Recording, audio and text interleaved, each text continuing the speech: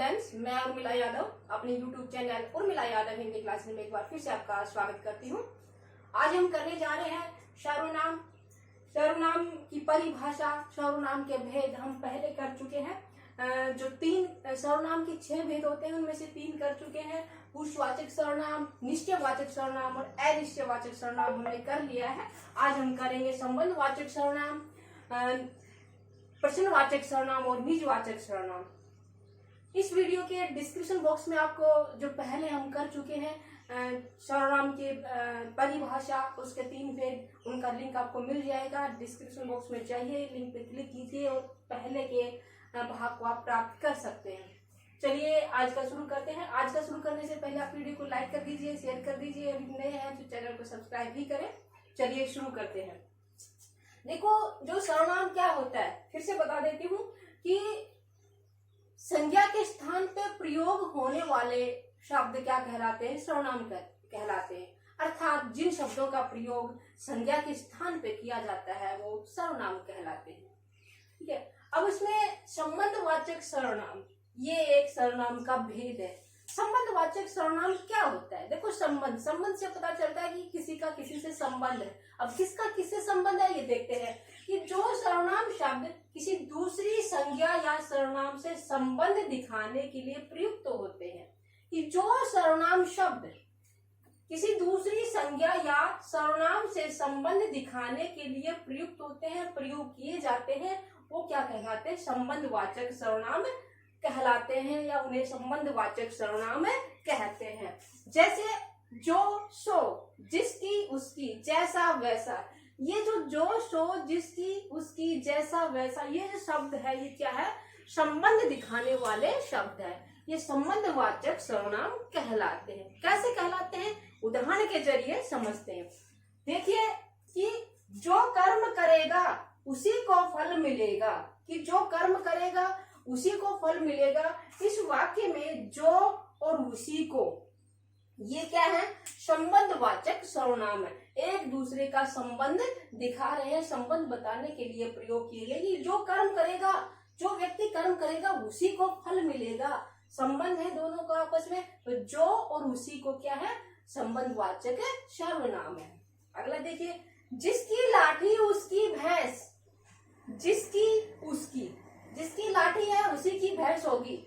जिसमें बल होगा उसी के पास लोग उसी के फेवर में आएंगे। तो क्या होगा? जिसकी लाठी उसकी भैंस, जिसकी, उसकी, यहाँ क्या है? संबंधवाचक सर्वनाम शब्द है। अगला देखिए, जैसा कर्म वैसा फल, जैसा कर्म करेंगे वैसा फल मिलेगा। इस वाक्य का अर्थ यह है तो जैसा वैसा यहाँ संबंध बताने के लिए प्रयोग हुए शब्द है, तो क्या हो गए? जैसा और वैसा संबंधवाचक सर्वनाम है। अगला देखिए, जो अच्छा खेलेगा वो जीतेगा। जो और वो दोनों में संबंध है, तो जो अच्छा खेलेगा वही जीतेगा, कोई और नहीं। जो और वो क्या हुए? संबंधवाचक सर्वनाम। अगला देखिए, प्रश्नवाचक सर्वनाम। अब प्रश्नवाचक सर्वनाम क्या होते हैं? जो सर्वनाम का चौथा भेद है प्रश्नवाचक सर्वनाम। देखो, प्रश्नवाचक क्या होता है? किसी से प्रश्न करना, किसी से कुछ जानने के लिए हम पूछते हैं, प्रश्न करते हैं, तो वही तो प्रश्न होता है। तो प्रश्नवाचक सर्वनाम क्या होते हैं? देखिए कि जिन सर्वनाम शब्दों का प्रयोग प्रश्न पूछने या कुछ जानने के लिए किया जाता है उन्हें प्रश्नवाचक सर्वनाम कहते हैं। जैसे कौन, क्या, ये 2 क्या है? प्रश्नवाचक सर्वनाम है। देखो, जो कौन होता है वो क्या होता है? प्राणीवाचक, अर्थात व्यक्तियों के लिए, आदमियों के लिए, मनुष्य के लिए प्रयोग किया जाता है कौन। और जो क्या है वो अप्राणीवाचक होता है, वस्तु के लिए प्रयोग किया जाता है। कैसे? देखते हैं कि दरवाजे पर कौन है? कौन है मतलब यह व्यक्ति, आदमी की तरफ इशारा कि दरवाजे पर कौन है। यहाँ प्रश्न किया कि दरवाजे पर कौन है। हमें ये नहीं पता कौन है, कौन खड़ा है, उसका कोई तो नाम है, लेकिन नाम क्या है हमें ये नहीं पता, तो हम क्या कहेंगे? कौन है।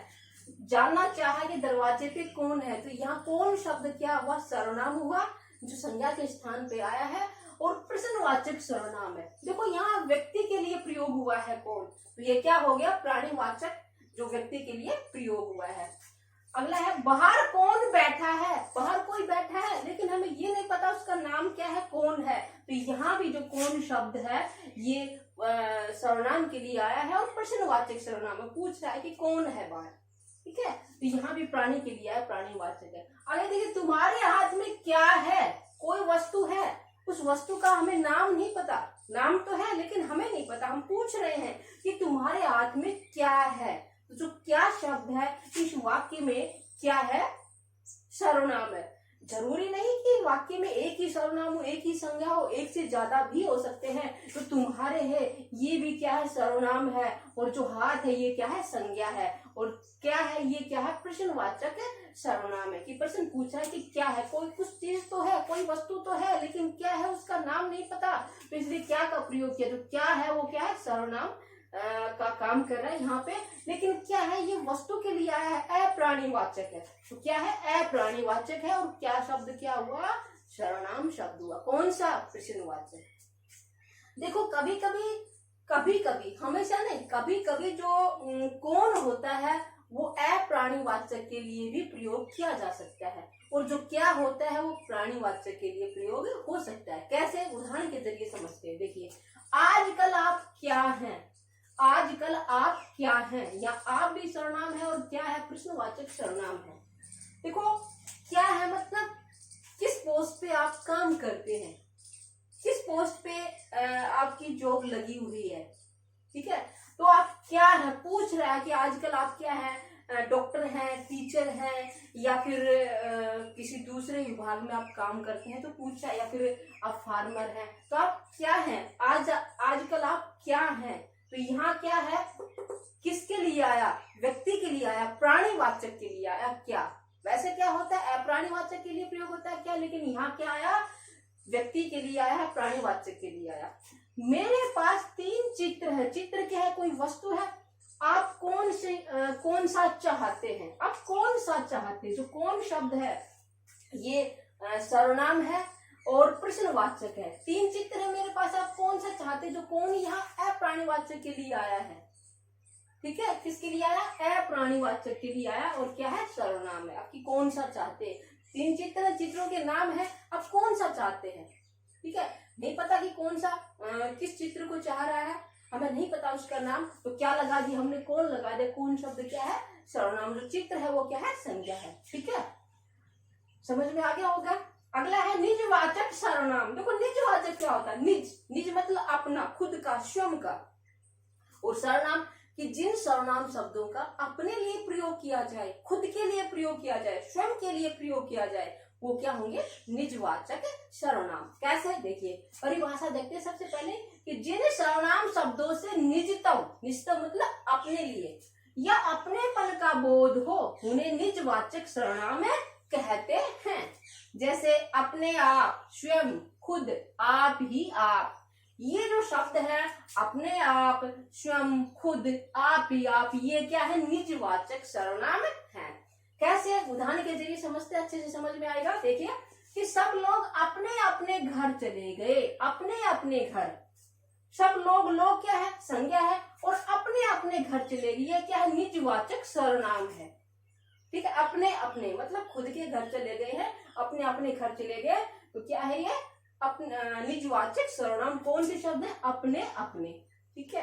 अगला देखिए, राजेश स्वयं को दोष दे रहा है, या स्वयं को, खुद को ही अपने लिए प्रयोग हुआ है, खुद के लिए आया है स्वयं, तो क्या हो गया, जो स्वयं शब्द है वो क्या हो गया, निजवाचक सर्वनाम हो गया है। आगे देखिए, मैं अपना काम खुद ही करता हूँ, जो खुद शब्द है ये क्या सर्वनाम है, और कौन सा है, निजवाचक सर्वनाम है, जो अपने लिए आया है, खुद के लिए आया है।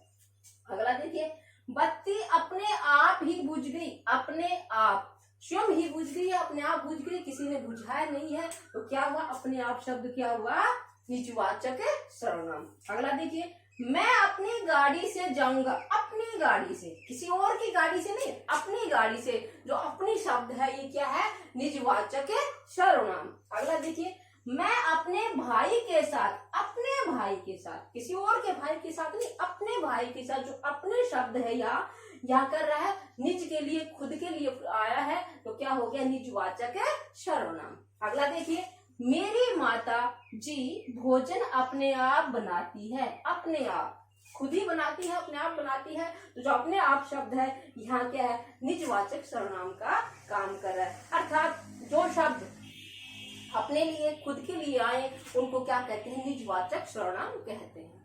ठीक है, उम्मीद करती हूँ सर्वनाम आपको अच्छे से समझ में आ गए होंगे। अगली क्लास में हम हिंदी व्याकरण से संबंधित अगला विषय लेकर आएंगे। तब तक के लिए आप बने रहिए। धन्यवाद।